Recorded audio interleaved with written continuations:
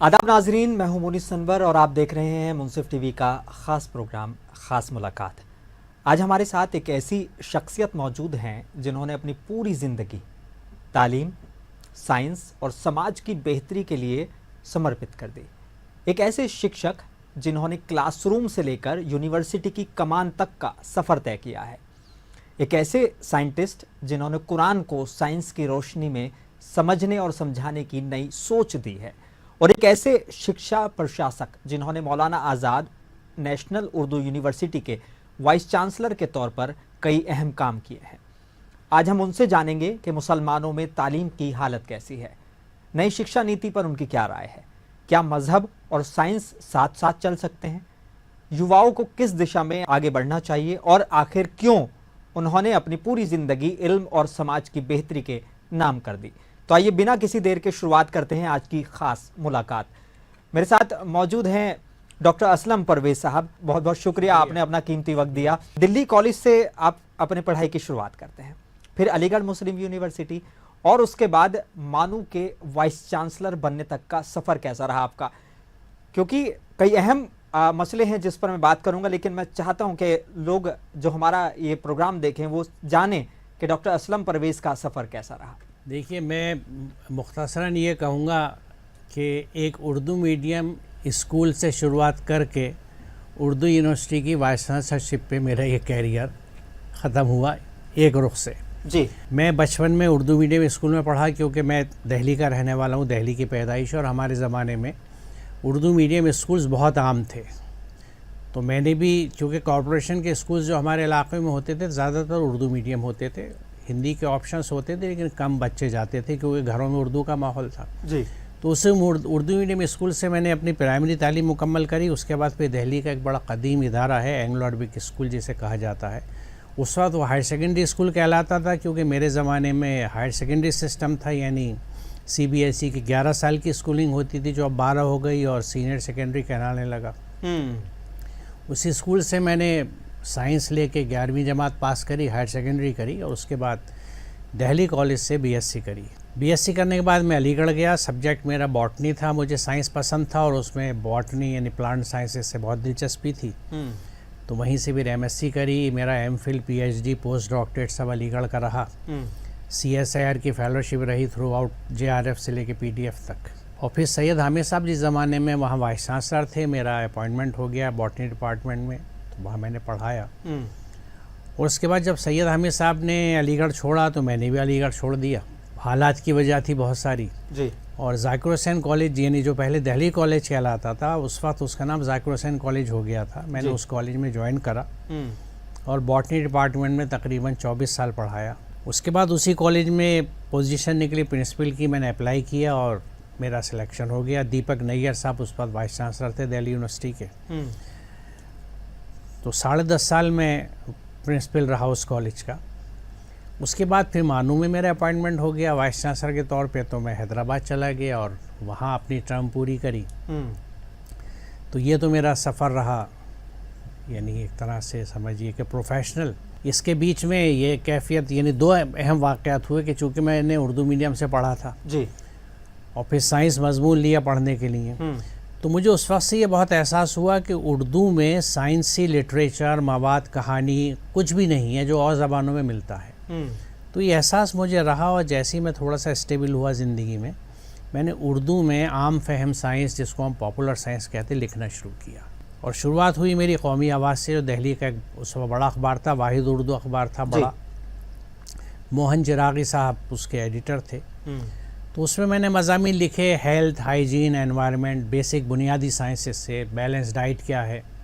क्योंकि मैं पुरानी दिल्ली का रहने वाला हूँ, तो मुझे चारों तरफ दिखता था कि एक चीज़ बहुत खलती थी कि हमें क़तन इस चीज़ का एहसास नहीं है कि हम क्या कर रहे हैं, कोई सोच फ़िक्र की आदत नहीं है, तकलीदी जहन है, कोई सवाल नहीं करता, जिसने जो कह दिया सुन लिया, जो चलन है उस चीज़ को, जिन खानों का चलन है उसे खा रहे हैं, ये नहीं देखते किसी ग़िज़ाइयत क्या है, इसमें फ़ायदा क्या है, नुकसान क्या है। हर चीज़ जो थी वो एक भेड़ चाल की तरह चलती थी।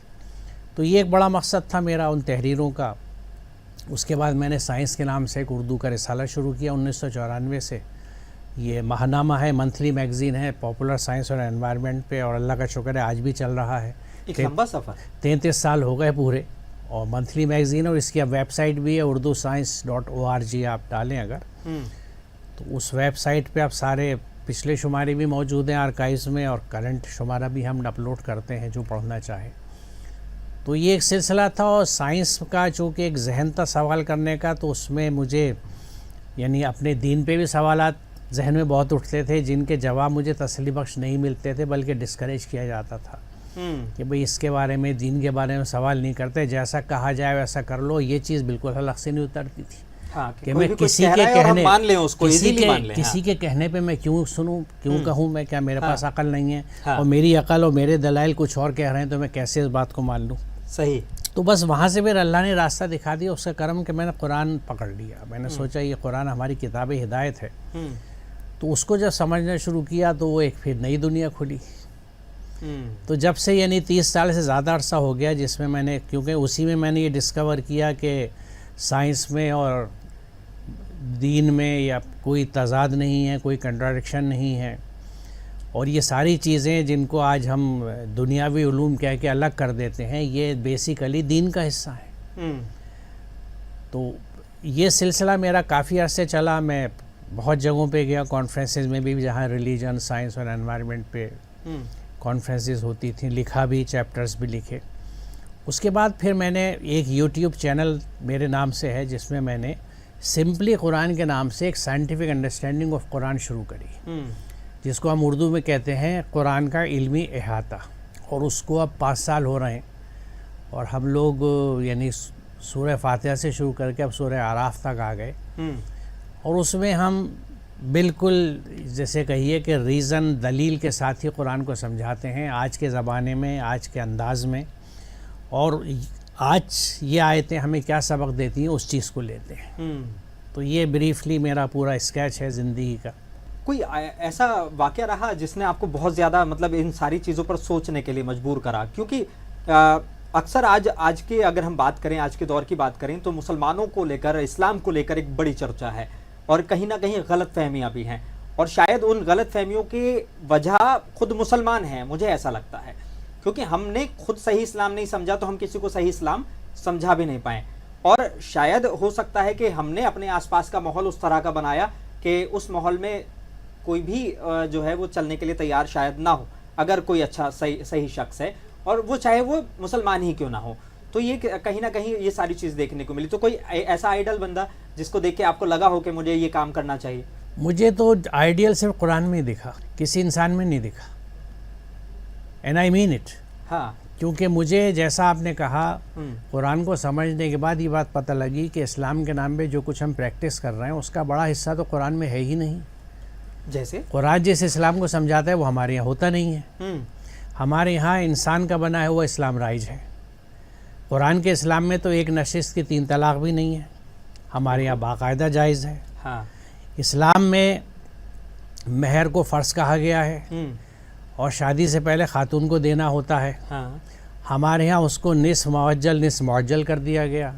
Immediate payment and deferred payment, یہ کہاں سے آیا؟ قرآن میں تو نہیں ہے. یہ میں 2 مثالیں دے رہا ہوں. اچھا، پھر قرآن سورہ آل عمران کی اگر 190 اور 191 آیات آپ دیکھیں تو اس میں اللہ تعالیٰ نے کلیئرلی یہ بات کہی ہے کہ اس کائنات کی ہر چیز جو اس نے بنائی ہے وہ اس کی آیت ہے، اور اس کے بنانے کا پروسیس بھی اس کی آیت ہے. تو یعنی کائنات میں چاروں طرف ہمارے جتنی کریشنز ہیں اللہ کی، ان سب کو قرآن آیت کہتا ہے، اور ان کے متعلق ہی دعوت دیتا ہے ہمیں.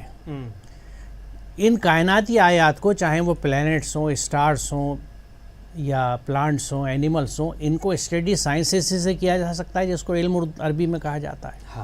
ان علوم کو ہمارے ہاں علم کی تقسیم میں دنیاوی علوم کہہ کے الگ کر دیا گیا.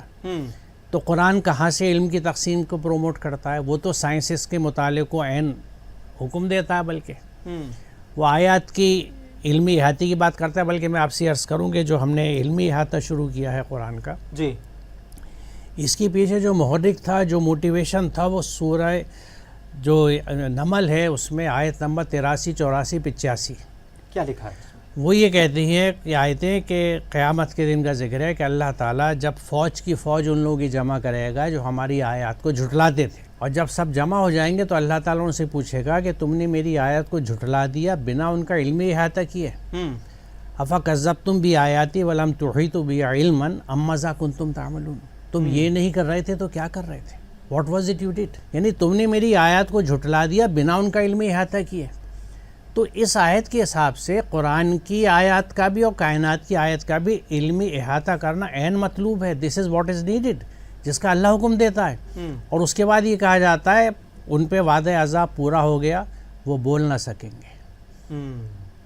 تو ہمارے اوپر یعنی وعدہ عذاب کیا پورا ہو گیا؟ جو سورہ یعنی بقرہ میں شروع میں بتایا گیا، جب شیطان ابلیس سے ڈائلاگ چلتا ہے کہ جب وہ بھٹکانے کی بات کہتا ہے انسانیت کو، تو اللہ کہتا ہے میں تجھ سے اور تیرے ساتھ ان سب سے جہنم کو بھر دوں گا.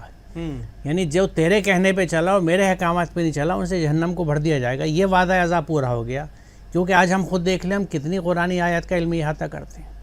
اور علمی احاطہ کیا کریں جب ہم قرآن کو سمجھ کے نہیں پڑھتے. اور اس سلسلے میں ایک چیز اور عرض کروں جی کہ سورہ سعد آیت نمبر 29 سعد 29 کیا کہتا ہے قرآن اس میں کہ یہ بابرکت کتاب ہم نے نازل کی ہے تاکہ لوگ اس کی آیت پر غور و فکر کریں اور عقل مند اس سے سبق لیں.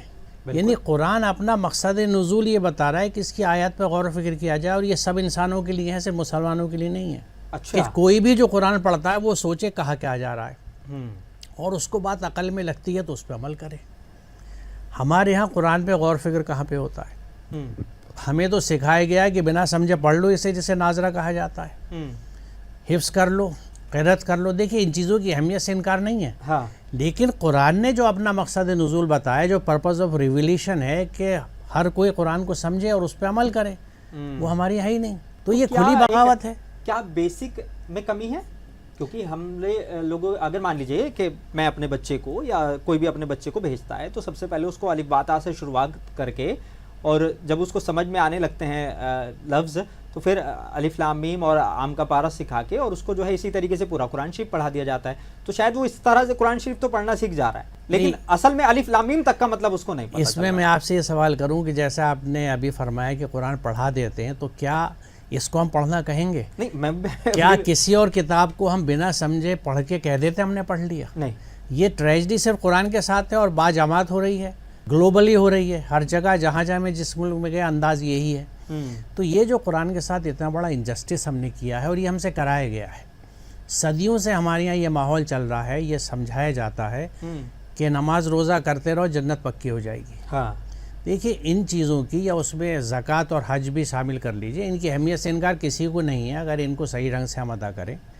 لیکن قرآن یہ تو نہیں کہتا نا کہ کل دین یہی ہے.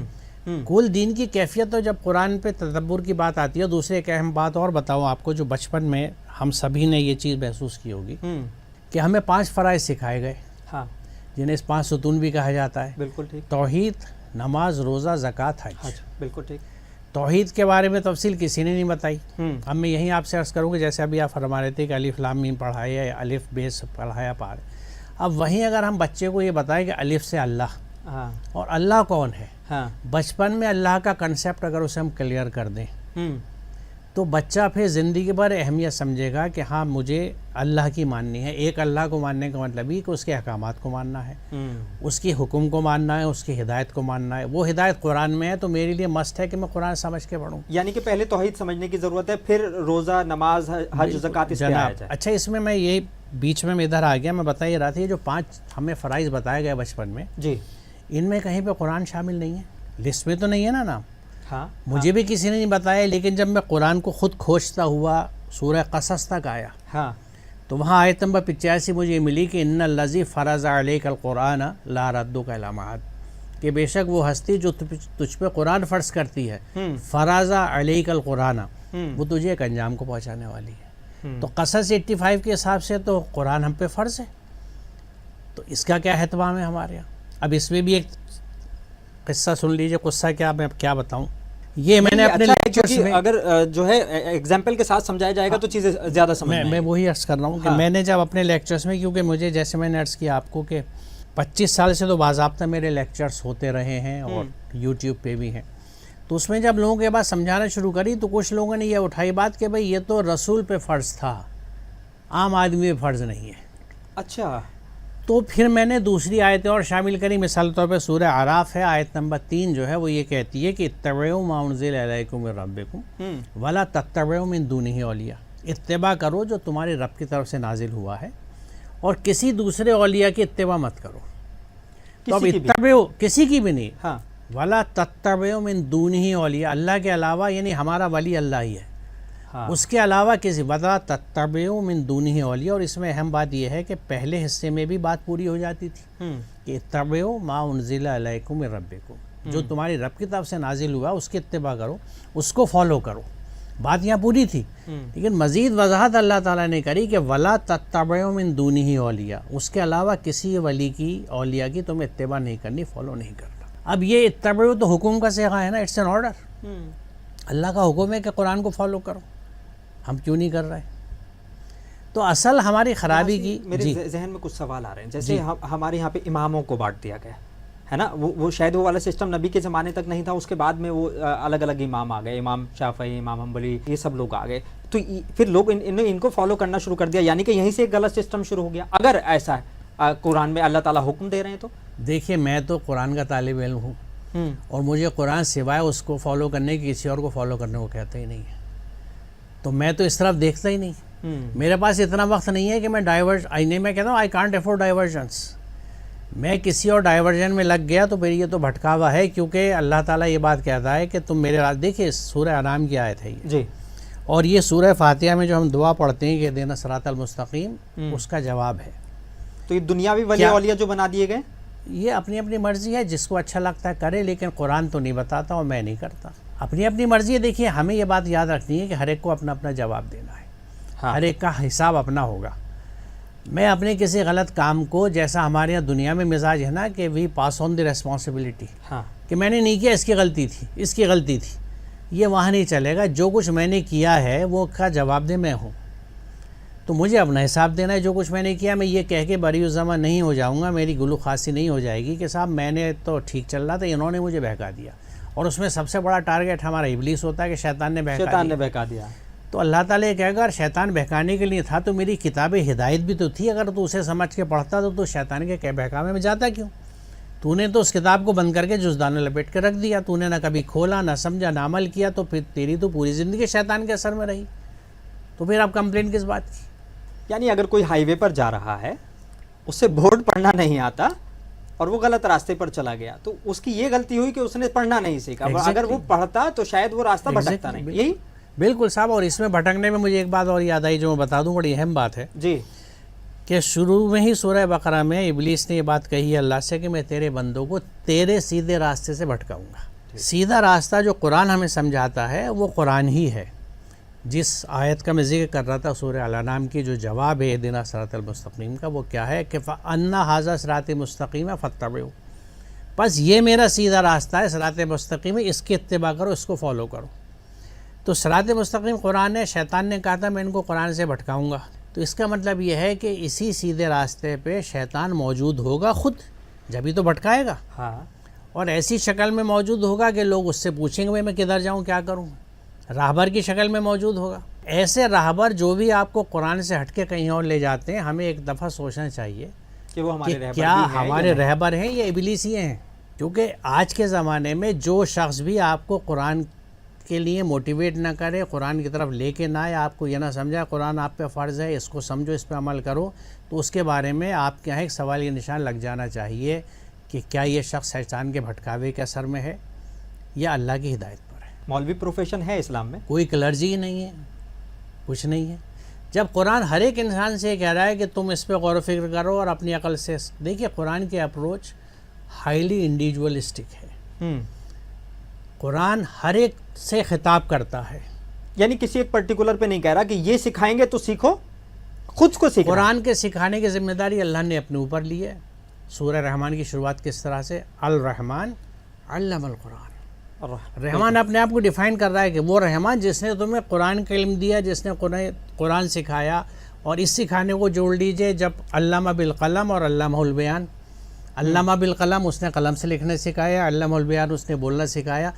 علامہ بالقلم قلم سے لکھنے سکھایا. اللہ تعالیٰ کیسے سکھاتا ہے؟ کیا سکھانے آتا ہے؟ اس نے صلاحیت میرے اندر رکھ دی ہے. قلم اٹھا کے میں پریکٹس شروع کرتا ہوں تو لکھنے لگتا ہوں، اور پریکٹس کروں تو کیلیگرافر بن جاتا ہوں۔ یہی پروسیس قرآن کے ساتھ کیجیے، اس کو اٹھائیے، اس کی گائیڈنس یعنی سواد 29 کے مطابق اس کو سمجھیے، غور و فکر کیجیے، راستے آپ کو مل جائیں گے، کیونکہ پھر اللہ کی ذمہ داری ہو گئی۔ تو کیا لگتا ہے کہ مسلم سماج آج بھی جو ہے وہ تعلیم میں پیچھے ہے؟ نہ صرف دنیاوی تعلیم، اسلام کا جو اصلی سیکھ ہے اس کو سمجھ ہی نہیں پا رہا ہے، خاص کر قرآن کو نہیں سمجھ پا رہا ہے، اس کی وجہ کیا ہے؟ اس کی وجہ قرآن سے دوری ہے۔ دیکھیے ہم یہ بہت زور شور سے کہتے ہیں کہ ہمارے یہاں تو پہلا حکم پڑھنے کا آیا تھا، اقرأ باسم ربک الذی خلق، سب کہتے ہیں، سب جانتے ہیں، یہ بات سب جانتے تو ہیں۔ اس کا مطلب یہ پھر اس بات کا ثبوت ہے کہ قوم قرآن سے کتنی دور ہے کہ جو پہلا حکم آیا تھا اس پہ بھی عمل نہیں کرتے، اور اس کے لیے باضابطہ کوئی موٹیویشن نہیں ہے۔ اس کے لیے تو تحریکیں چلنی چاہیے تھی، ہر محلے سے، ہر مسجد سے، ہر ممبر سے، کہ تعلیم حاصل کرو، پڑھو۔ وہ غوغا تو نظر نہیں آتا ہمیں، وہ غوغا کہاں نظر آتا ہے کہ چلو قربانی کر لو، چلو عمرہ کر لو، چلو حج کر لو۔ اور عمرہ حج کرنے کے بعد آنے کے بعد جو حاجی بن جاتے ہیں، لیکن کیا وہ واقعی وہ اس پروسیس کو فالو کرتے ہیں، چیزوں کو صحیح سے سمجھ پاتے ہیں؟ دیکھیے یہ تو ایک کامن سینس کی بات ہے، میں کسی ایک دین کے رکن پہ نہیں کہنا چاہتا، لیکن حقیقت یہ ہے کہ مسلمان کی کیفیت آج جو ہے وہ ایک آئینہ ہمیں قرآن دکھاتا ہے، اور وہ آئینہ ملتا ہے ہمیں بقرہ 85 میں، اور وہ اللہ تعالیٰ یہ کہتا ہے جی کہ تم کتاب کے ایک حصے پہ عمل کرتے ہو اور باقی کے ساتھ کفر کرتے ہو، تم میں سے جو ایسا کریں ان کی سزا اس کے سوا کیا ہے کہ دنیا کی زندگی میں ذلیل خوار ہو کے رہیں اور آخرت میں شدید ترین عذاب کی طرف لوٹا دیے جائیں۔ بڑا اہم سوال میرے ذہن میں آ رہا تھا اور آپ نے وہی بات کہہ دی، ذلیل ہو رہے ہیں، بے شک ہو رہے ہیں، and we deserve it, we deserve it. کیسے؟ It is our earning، ہمارے ہاتھوں ہے۔ قرآن کا مذاق اڑا دیا۔ دیکھیے بڑی اہم بات ہے، فرقان ڈیزرو کہہ رہے ہیں آپ، میں ابھی وضاحت کرتا ہوں، پہلے تو ایک اور آیت بتا جو میرے سو ذہن میں آئی ہے، سورہ فرقان کی جی آیت نمبر 30 ہے۔ ہاں، قیامت کے دن رسول اللہ کیا گواہی دے رہے ہیں؟ وقال الرسول یا ربی انی قومی اتخذوا ھذا القرآن مہجورا، اے میرے پروردگار میری اس قوم نے قرآن کا مذاق اڑایا ہے، قرآن کو مہجور کیا ہے۔ یہ رسول اللہ کی گواہی ہے، فرقان میں دیکھ لیجئے۔ لیکن پھر یہ بھی بات ہے کہ نبی کہہ رہے ہیں کہ اللہ تعالیٰ میری امت جب تک سب جنت میں نہیں جائیں گے تو میں بھی جنت میں یہ نہیں وہ جاؤں۔ سب سے بڑا دھوکہ ہے جس میں ہم مبتلا ہیں۔ کیسے؟ مجھے قرآن میں دکھا دیجیے آیت کہاں پر ہے۔ تو اس طرح کی حدیثیں ہیں؟ تو بھائی کوئی دیکھیے حدیث ہے، کیا رسول اللہ قرآن سے ہٹ کے کوئی بات کہہ سکتے تھے؟ نہیں، جب ان کے پاس وہی نازل ہوئی ہے اور قرآن آیا ہے تب انہوں نے لوگوں کو سمجھایا۔ میں بنا قرآنی ثبوت کے کوئی بات نہیں کہتا۔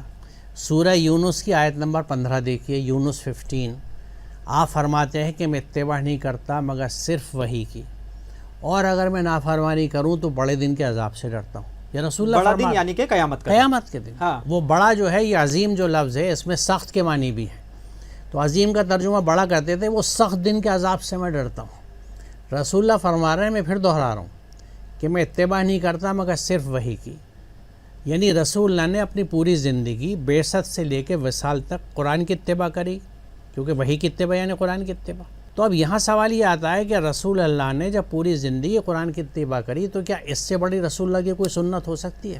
تو کیا لیکن یہ سنت کا ذکر کہیں نہیں ہے، دیکھیے۔ ہاں، نہیں ہے تو کیا یہ سنت نہیں رسول اللہ کی کہ قرآن کو سمجھ کے اس پہ عمل کیا ہے جو آپ نے زندگی بھر کیا؟ جب ہم یہ نہیں کر رہے تو ہم اللہ کے عذاب کے تو مستحق ہوں گے، اس لیے میں کہہ رہا کہہ ہوں۔ دیا جاتا ہے کہ مسلمان تو سیف ہیں جی، مسلمان جو ہیں وہ سارے جنت میں چلے جائیں گے۔ دیکھیے پہلا سوال یہ اٹھتا ہے کہ ہم مسلمان ہیں کیا؟ ہم پیدائشی مسلمان ہو کے، دیکھیے کوئی ڈاکٹر کے گھر میں پیدا ہو کے ڈاکٹر ہوتا ہے، کسی بڑھئی کے گھر میں بچہ پیدا ہو کے بڑھئی ہوتا ہے، تو مسلمان کے گھر میں پیدا ہوا بچہ جب تک وہ ٹریٹ سیکھے نہیں اپنا، مسلمان کے گھر میں بچہ پیدا ہو کے کیسے مسلمان ہو جائے گا؟ کیونکہ صاحب محمد اسلم پرویز نام رکھ دیا، محمد یوسف کے گھر میں پیدا ہوئے تھے، اسلام مذہب لکھ دیا گیا، میں مسلمان ہو گیا۔ مسلمان بنتا ہے آدمی اپنے عمل سے، اور وہ کس طرح سے اللہ کے احکامات پہ جو چلے گا وہ مسلم ہوگا، جو احکامات پہ نہیں چلے گا وہ منافق، فاسق، مشرک، کافر کوئی بھی ہو سکتا ہے۔ تو جب تک ہم اللہ کے احکامات ہی کو نہیں سمجھتے، ان پہ عمل ہی نہیں کرتے۔ مسلم ورڈ کیا ہے؟ دیکھیے میری بات نہیں ہے، لغت دیکھ لیجئے۔ مسلم جو ہے مادہ ہے سین لام میم کا، مسلم ون ہو ہے سبمٹڈ، جس نے اپنی پوری ہستی اللہ کی اطاعت میں دے دی۔ حضرت ابراہیم علیہ السلام سے اللہ نے کہا اسلم، قال اسلمت لرب العالمین، میں رب العالمین کا اسلم ہو گیا، یعنی پوری ہستی میں نے اپنی اطاعت میں دے دی۔ اور یہ وہ ابراہیم ہے جن کو حضرت ابراہیم حنیف کہا جاتا ہے، ابراہیم حنیف یعنی اللہ کے واحد راستے پہ چلنے والا، دنیا کی ہر چیز سے منہ موڑ کے صرف اللہ کی طرف ہونے والا، یہ حنیف ہے۔ حنیف کا مفہوم یہ ہے۔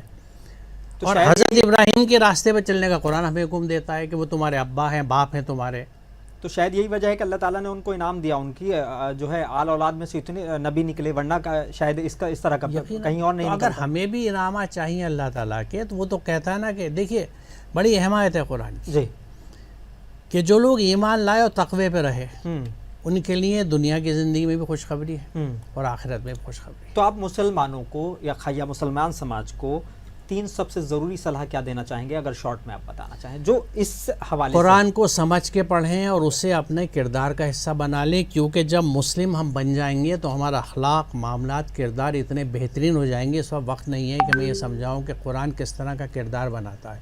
پیپل ول لو یو، لوگ آپ سے محبت کریں گے، آپ کا ایسی شخصیت بن جائے گی، وہ ہمارے یہاں نہیں ہے۔ پیپل ہیٹ اس، اور اس کی وجہ یہ ہے کہ ہماری اکثریت کی کردار وہ نہیں ہے جو ہونا چاہیے مسلمان۔ تو ہمیں قرآن کو پوری طرح سے اندر اتار لینا چاہیے۔ یعنی آج چاہے پوری دنیا میں ہو، چاہے ہندوستان میں ہو، اگر مسلمان کہیں نفرت کا شکار ہو رہا ہے تو اس کی کہیں نہ کہیں وجہ ہم ہیں۔ بڑی وجہ ہم خود ہیں، کیونکہ ہم اللہ کے احکامات پہ نہیں چلتے، ہم اپنی خواہشوں کے پیچھے، سماج نے کیا کیا، خاندان نے یہ کیا، میرے ہاں یہ ہوتا ہے، میرے ہاں یہ ہوتا ہے، ہم اپنے بڑوں کو فالو کرتے ہیں، سماج کو، فیشن کو، طریقوں کو، اپنی خواہشوں کو۔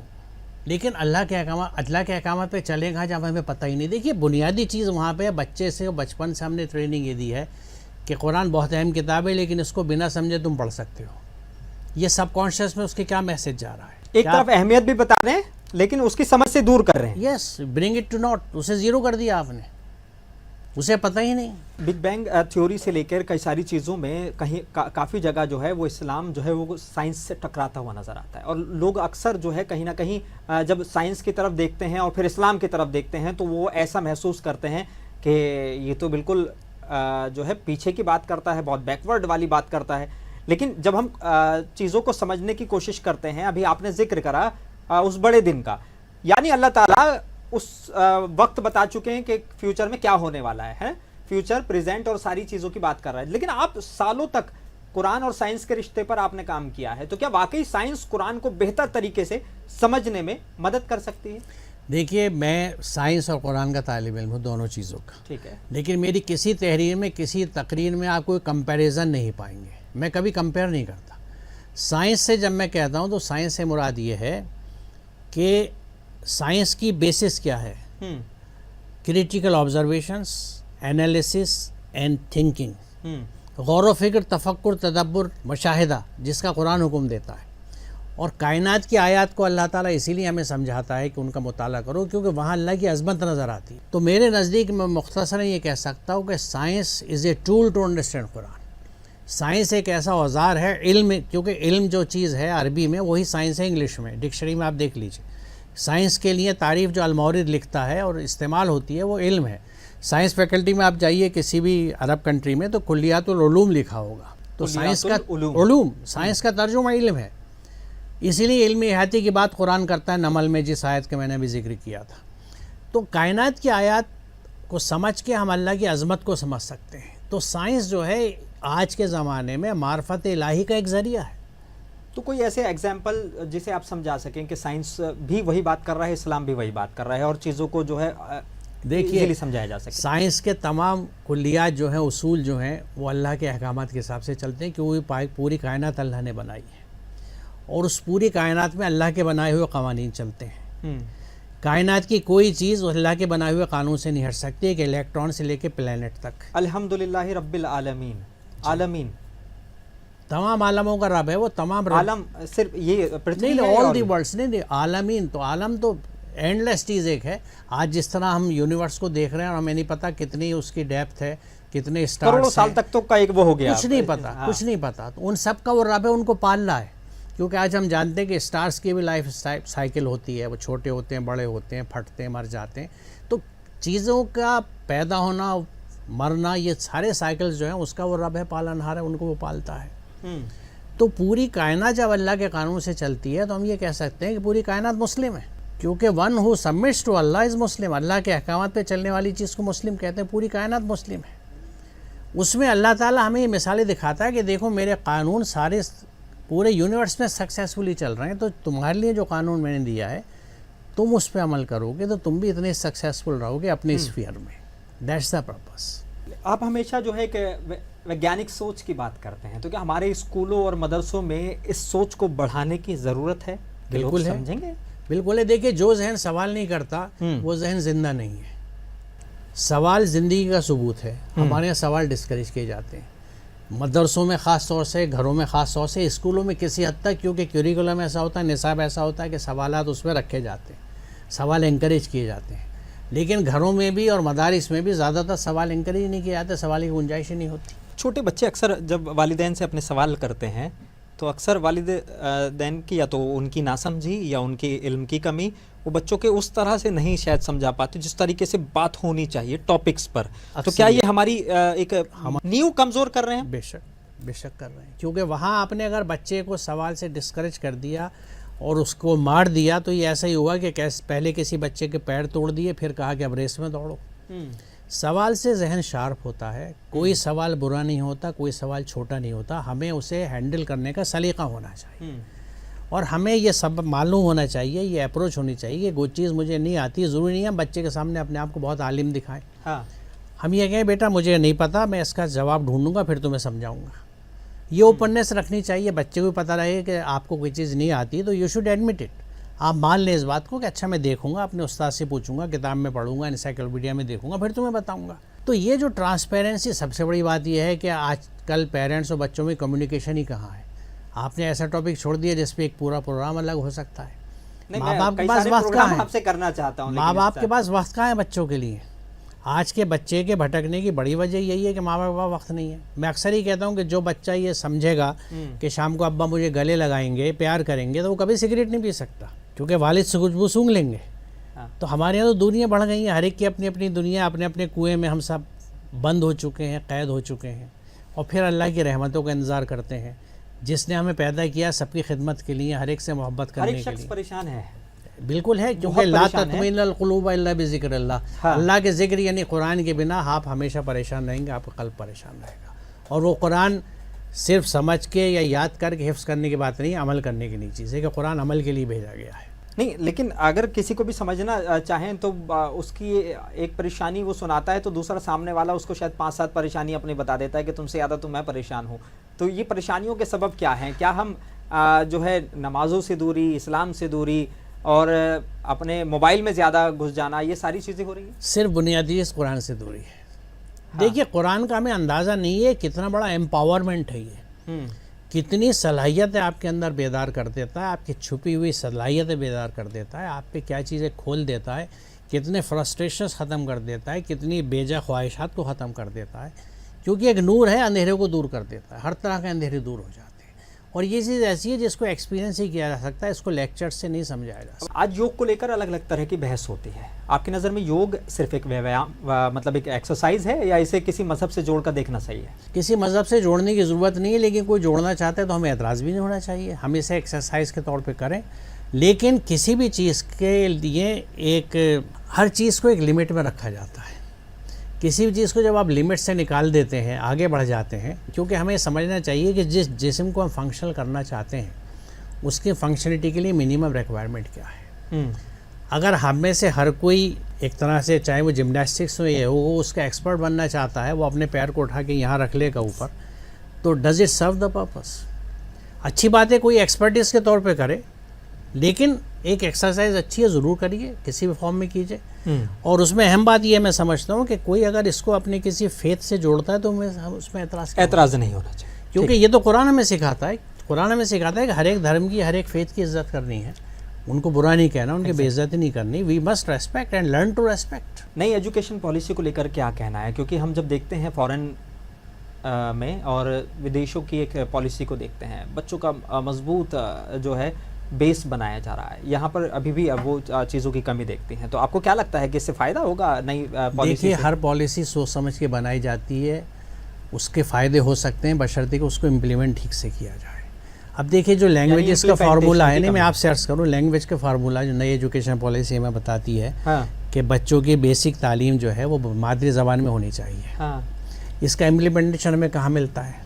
जहाँ भी उर्दू की पॉपुलेशन से, मैं उर्दू की बात कर रहा हूँ, वहाँ पे कहाँ पे उर्दू मीडियम स्कूल्स हैं, कहाँ पे उर्दू के टीचर्स अवेलेबल हैं? कह दिया जाता है उर्दू का टीचर नहीं है, اتنے بچے نہیں ہیں اس لیے ٹیچر نہیں ہے لہٰذا دوسری طرف چلے جاؤ. تو یہاں کہاں پالیسی امپلیمنٹ ہو رہی ہے؟ پالیسیز بڑی اچھی بنتی ہیں چاہے وہ ایجوکیشن کی ہوں یا واٹر کی ہوں یا انوائرمنٹ کی ہوں, ان کا امپلیمنٹیشن گراؤنڈ لیول پہ نہیں ہو رہا. ہمیں بہت سٹیک اور بہتر کرنا چاہیے, کیونکہ اس کے لیے جو مانیٹرنگ ضروری ہوتی ہے, جو اس کا جوڈیشس اپلیکیشن ہونا چاہیے, یعنی ایماندارانہ نفاذ بنا کسی تعصب اور بھید بھاؤ کے, وہ ہمارے یہاں نہیں پایا جاتا. لوگ اس کی وجہ سے پرابلم اردو پڑھنے سے نوکری نہیں ملتی, تو کیا یہ سچ ہے صرف غلط فہمی؟ دیکھیے یہ بڑی ایسی چیز ہے جیسے میں کہوں کہ صاحب کھانا کھانے سے نوکری نہیں ملتی. زبان ایک تہذیب ہوتی ہے, آپ مہذب ہونا چاہتے ہیں یا نہیں ہونا چاہتے, اپنی زبان جاننا چاہتے ہیں نہیں جاننا چاہتے, اس زبان کو سیکھ کے آپ اپنی ہسٹری سے اپنے لٹریچر سے جڑتے ہیں, کنیکٹ ہوتے ہیں. جو اگر آپ چھوڑ دیتے ہیں, مثال ہمارے سامنے ٹرکی کی ہے. ہاں, ٹرکی نے جب اپنا رسم الخط بدلا تو ان کی ہسٹری 70 سال پہ سمٹ کے رہ گئی.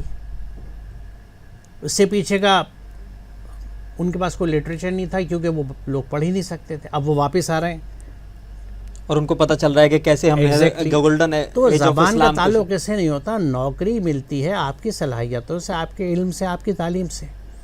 ہماری اکثریت دلچسپی رکھتی تعلیم لینے میں, پڑھنے میں دلچسپی, خاص طور سے ہمارے یہاں کے لڑکے, لڑکیاں تو پھر بھی تعلیم پاتی ہیں. لڑکے آج بھی شہزادے ہیں ہمارے, انہیں پڑھنے میں دلچسپی نہیں ہے, گھومنے پھرنے میں, جم جانے میں, صحت بنانے میں, ٹہلنے میں زیادہ دلچسپی ہے. آپ تعلیم حاصل کریں گے, اپنے آپ کو انڈسپینسیبل بنا لیں گے, آپ اپنے آپ کو ماہر بنا لیجیے کسی بھی میدان کا, آپ کو جاب کیوں نہیں ملے گا؟ بالکل ملے گا. آج کا جو یوتھ ہے وہ موبائل اور سوشل میڈیا میں زیادہ انوالو ہو رہا ہے, اسے پڑھائی کی طرف کیسے لایا جائے؟ خاص کر کتابوں سے دوری ہو رہی ہے. دیکھیے پہلی چیز تو یہ ہے کہ اس گھر میں ماں باپ موبائل یوز کرنا چھوڑ دیں. جو بات آپ خود کریں گے بچے کریں گے, بچپن سے کریں گے. ہم بچوں کو دیکھتے ہیں, یعنی چھوٹے بچوں کو, کہ اماں جو ہے, مائیں ہماری والدائیں, موبائل کوئی چلا کے اس کے ہاتھ پہ رکھ دیا اور خود اپنا کام کرنے لگیں. جب موبائل نہیں تھے اس وقت بھی گھر میں کام ہوتے تھے, بلکہ اس وقت گھروں میں 10-10 20-20 لوگوں کے کھانے بنتے تھے, اب تو 2-3 کے بنتے ہیں. بالکل. اس وقت اتنے وزٹس نہیں ہوتے تھے مارکیٹ کے, اتنے بیوٹی پارلرس کے وزٹ نہیں ہوتے, اتنے جمس کے وزٹ نہیں ہوتے, تو یہ سب ایکوموڈیشن ہو جاتا تھا نا. اف دیر از اے ول دیر از اے وے. ہم سمجھیں موبائل بری چیز ہے. موبائل ہٹانے کے لیے جس طرح آج سے 20 سال پہلے بچے کو ٹیلی ویژن سے ہٹانے کے لیے پیرنٹس کو بچے کو انگیج کرنا پڑتا تھا, اپنے ساتھ اس کو کھیل میں لگائیے, کسی اور ایکٹیویٹی میں لگائیے, اسے ٹہلانے لے جائیے, باغ لے جائیے. ہمارے یہاں پیرنٹس وقت دینے کو تیار نہیں ہیں. آپ نے پریاورن یعنی انوائرمنٹ کو لے کر بہت کام کیا ہے اور اسلام پر بھی کافی کام کیا ہے, تو کیا انسان پرکرتی کی حفاظت کو اپنی دھارمک ذمہ داری سمجھے؟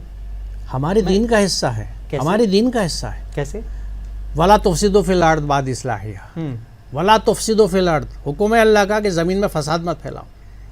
اور فساد صرف جھگڑا نہیں ہے, ہر طرح کا امبیلنس, انیکویلٹی, یہ سب فساد ہے. پولوشن از اے فساد. تو اللہ کا تو حکم ہے مت پھیلاؤ, اور ایسی بہت سی آیتیں ہیں, میں آپ اتنے سے وقت میں آپ کو کیا بتاؤں, لیکن ایک مثال میں نے اس لیے دے دی. ولا تفسدوا فی الارض بعد اصلاحها ذالکم خیر لکم ان کنتم مؤمنین. یہ تمہارے لیے خیر ہے اور بہتر ہے اگر تم مومن ہو, یعنی ایمان والے ہو اور اللہ کے احکامات کو جانتے ہو.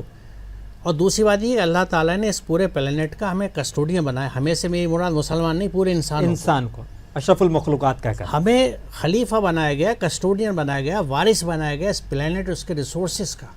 ہمیں اسے اچھا سے مینیج کرنا چاہیے, اور اس مینجمنٹ کے جتنے ایفرٹس اور کام ہیں اور موومنٹس ہیں اس میں ہمیں حصہ بننا چاہیے. ہم نہیں بنتے کیونکہ ہمارے ہاں اسلام جو ہے وہ روزہ, نماز, زکوٰۃ, حج سے لپٹ کے رہ گیا.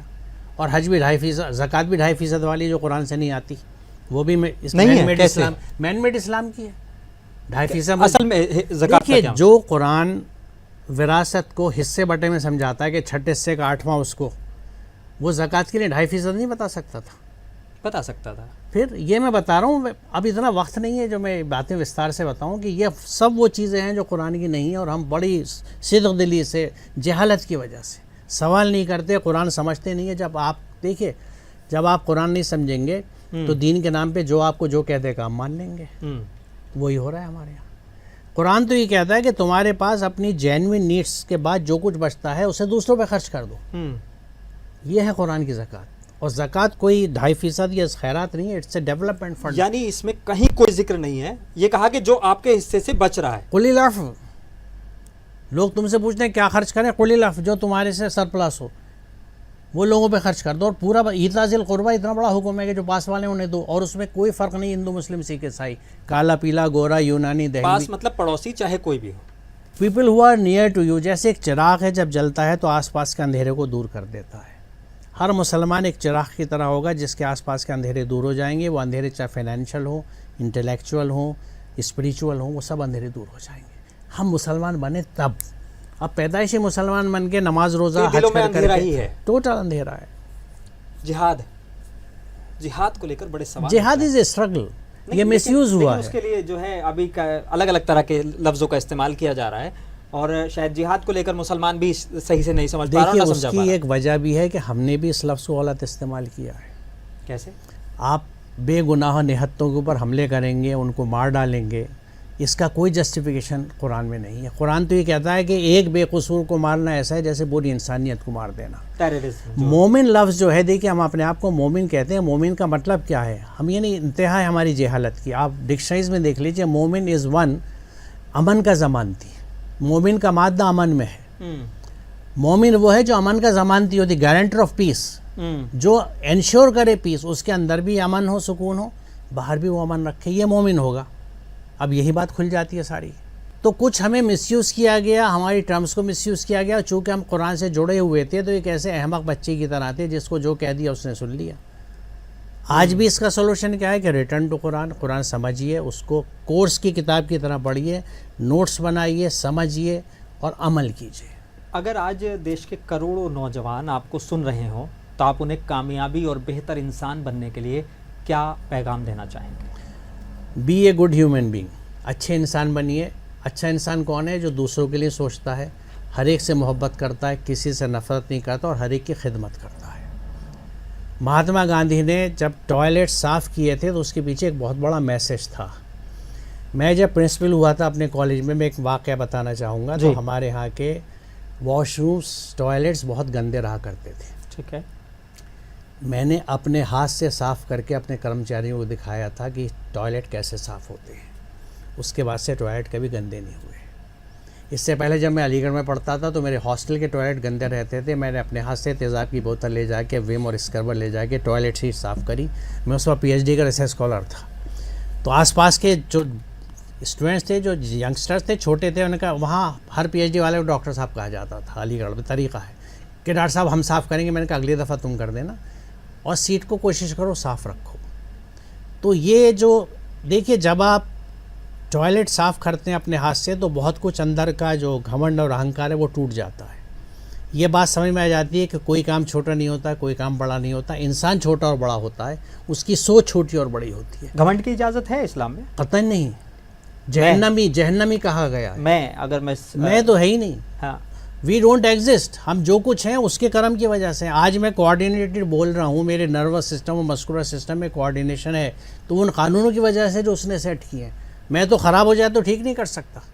آج دیکھ لیا, نیورو سرجری میں کتنا جاننے کے بعد بھی ہم کچھ نہیں جانتے. Brain surgeries, spinal cord surgeries are most risky areas.